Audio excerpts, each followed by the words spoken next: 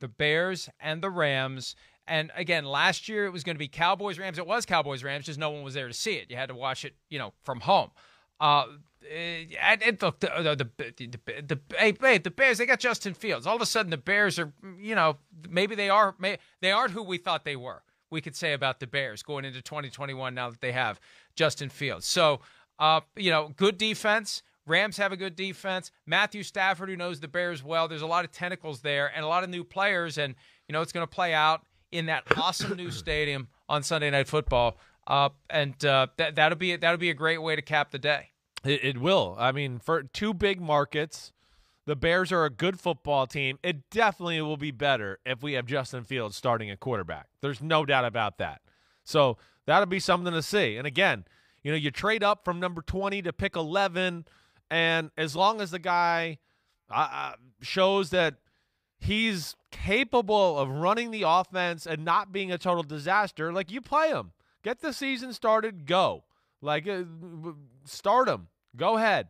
That's the way I feel about it with a guy like Justin Fields. They can figure out ways to help him out, keep the game simple, and especially because of the way he runs the football and everything like that. So that's, of course, like something I want to see. I want to see Justin Fields. But I'm the most excited to see McVay and Matt Stafford. That's the one I'm definitely most excited to do. McVay has a really good history in opening weeks, and one, it's because of something you said already, Mike. Like, he's a guy that I would think is from the Gruden school of thought, and that's what we did with Gruden, Mike. We'd go all in on that Week 1 matchup, all in. Like, my rookie year, they just won the Super Bowl, right? They found out they were going to open the year up against the Eagles on Monday night, right? And they opened Rocky was there to open the new stadium and all that.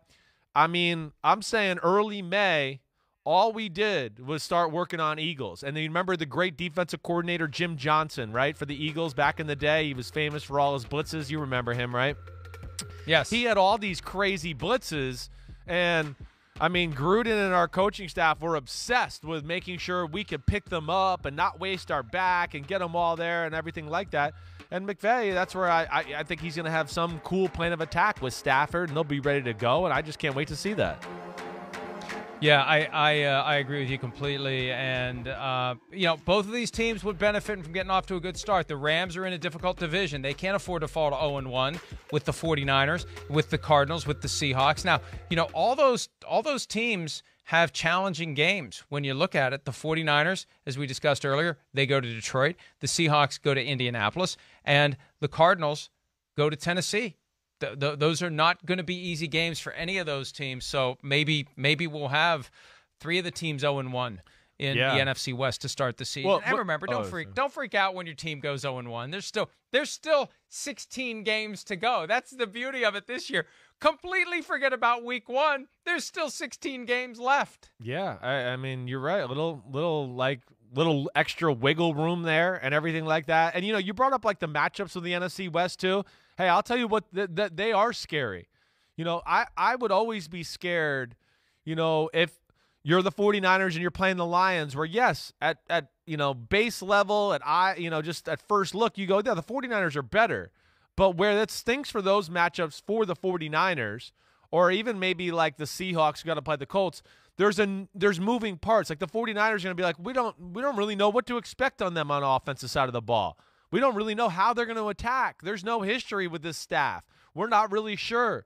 So that's going to, swing the pendulum to even out, the game itself. And the same thing even with the Colts. Like, yes, the Seahawks are going to have a good idea of what the Colts like to do and everything. But I'm sure with Frank Reich and now having Carson Wentz, who's, physically more gifted than Phillip Rivers was, in year 17 or 18 of his career last year, they're going to have new things that they bring to the offense and you can't really prepare for. So that's always a tough thing. And we just talked about the Rams. They could be dealing with Justin Fields and a running quarterback and all those type of things. So that gives some of the lesser teams an advantage here in Week 1 because of that unknown as far as the schematics are concerned.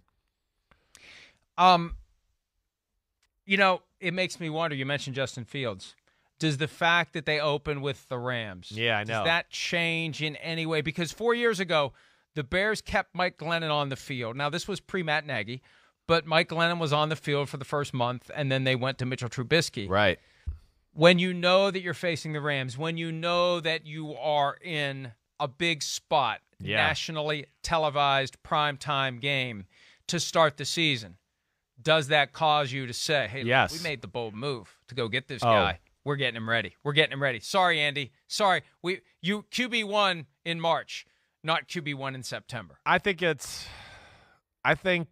that in that situation, Mike, my history with coaches and you would err on going, let's start the veteran on the road. We think that'll be we'll see with the fans, but a really talented defense in the Rams, the #1 defense in football, and like I just talked about with like those NFC West teams playing teams that they don't know about, they got a new D coordinator there, so it is going to be a different defensive look. And the one thing we saw from Raheem Morris last year as the interim head coach of the Falcons and all that too, now with the Rams as the D coordinator, man, they were exotic. And that's where, it could go two ways. It could go Matt Nagy going, damn, it's just they do too much and they're too talented on defense. I don't want to throw our rookie out there and have him deal with this. Or the other side of that story could be, Mike, hey, wait, we put Justin Fields in, and now we have the threat of this running quarterback and playing 11-on-11 football and doing all that.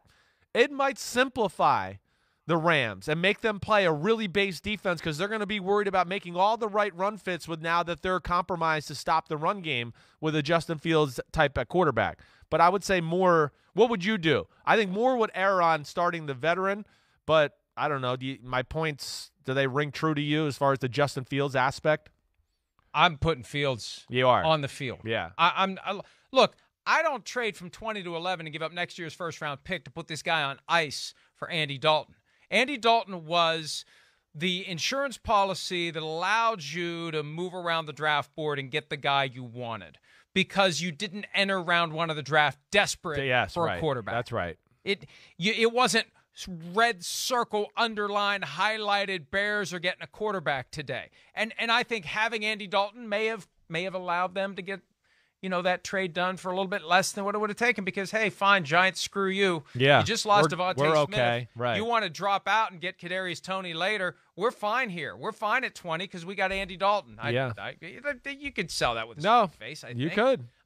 Semi. I don't know. But yeah, now that you've done this, it's Justin Fields. You got to go Justin Fields. Yeah, I agreed. And, you brought up a point right after the draft, too, where I do think, like you painted the picture of what the Bears did to where if we get out of training camp and it's just like, no doubt it's Andy Dalton a starter. Bam, he's a starter. Like, yeah, you're going to hear Bears fans going like, what, our guy can beat out Andy Dalton and all that? I do think that's going to be a topic of conversation and going to put a little more pressure on the situation altogether. So I'm with you. I err on playing him as well, and they can find ways to manage the game and do some things to help him out. And like I said, his running aspect, I think, could really simplify the Rams in a lot of ways and allow the Bears to play a game maybe that they want, where they control the clock and now play through their defense a little bit and play that game because I don't think they're going to want to get in a shootout with the Rams, that type of thing. I don't expect the Bears to be able to win that type of football game. Hi, I'm Mike Tirico, and thanks for watching. Make sure to hit subscribe for the latest news and highlights from NBC Sports.